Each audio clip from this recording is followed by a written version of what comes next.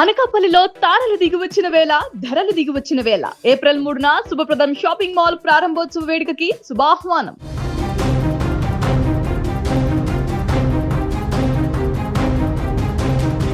అమెరికాలో అగ్గి రాజుకుంది. ఇప్పుడు అది అగ్రరాజ్యాన్ని బగ్గుమనేలా చేస్తుంది. అగ్రనేత పైనే సొంత ప్రజలు ఇప్పుడు కన్నెర చేశారు. అమెరికా వీధులలో ఇప్పుడు ఎక్కడ చూసినా కూడా ఒకటే నినాదం, ట్రంప్ దిగిపో. డొనాల్డ్ ట్రంప్ వ్యవహార శైలిపైన అమెరికాతో పాటు ఐరోపా దేశాలలో ఊహించని స్థాయిలో నిరసన జ్వాలలు రగులుతున్నాయి. 50 రాష్ట్రాలలో 90 లక్షల మందికి పైగా నిరసనలో పాల్గొన్నారంటే పరిస్థితి ఏ రకంగా ఉందో అర్థం చేసుకోవచ్చు.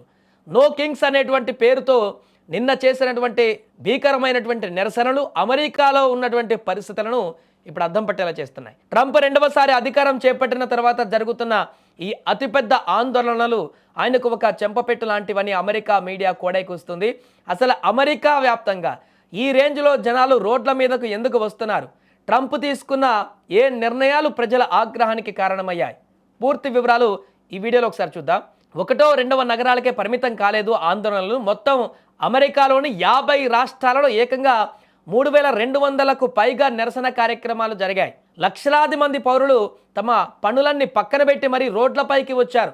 ముఖ్యంగా అమెరికా గుండెకాయ లాంటి నగరాలైనటువంటి వాషింగ్టన్ కానీ, లాస్ ఏంజలస్ కానీ, డలాస్, ఫిలడెల్ఫియా, న్యూయార్క్ నగరాలు జనసంద్రంగా మారిపోయాయి. ఇసుకేస్తా రాలనటువంటి జనం అక్కడ కనిపించారు. ఎటు చూసిన ట్రంప్ వ్యతిరేక ప్లకార్డులే. ట్రంప్ తీసుకుంటున్న ఏకపక్ష నిర్ణయాలు తమ దేశ భవిష్యత్తును ప్రమాదంలో పడేస్తున్నాయని ప్రజలు తీవ్రంగా మండిపడుతున్నారు. ఈ స్థాయిలో వ్యతిరేకత రావడం బహుశా ట్రంప్ కూడా ఊహించి ఉండరు. అసలు ప్రజలు ఇంతలా రగిలిపోవడానికి ప్రధాన కారణాలు ఇక్కడ మనం చూడొచ్చు. మొదటిది పౌర హక్కుల ఉల్లంఘన. ట్రంప్ పాలనలో సామాన్యుల పౌర హక్కులను భద్రత కరువైందని, విద్వేషపూరిత వాతావరణం పెరుగుతుందని ఆందోళనకారులు గలమెత్తుతున్నారు. ఇక రెండవది కఠినమైనటువంటి ఇమిగ్రేషన్ విధానాలు. వలసదారుల పట్ల ట్రంప్ అనుసరిస్తున్న కఠిన వైఖరి అమెరికా మూల సిద్ధాంతాలకే విరుద్ధమని ప్రజలు భావిస్తున్నారు. మూడవది మరియు అత్యంత ముఖ్యమైనటువంటిది ఇరాన్తో యుద్ధం.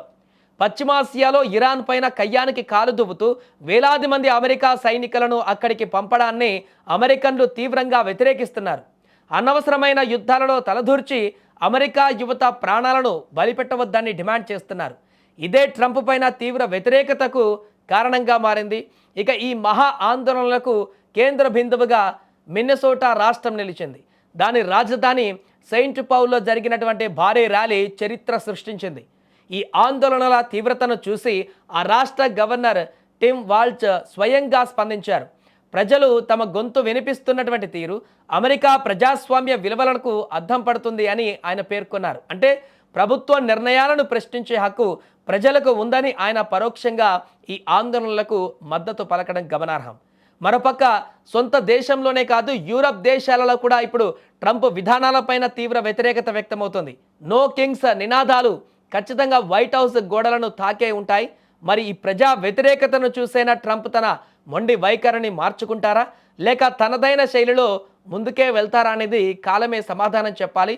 ఏదేమైనా కూడా ప్రస్తుతం అమెరికాలో నెలకొన్నటువంటి తీవ్రమైనటువంటి నిరసన జ్వాలలు అది ఏ స్థాయికి వెళతాయో, రాబోయే రోజులలో ఇంకా ఎలాంటి దారుణమైనటువంటి పరిస్థితులకు కారణమవుతాయో అనేది ఇప్పుడు ఆసక్తికరంగా మారింది.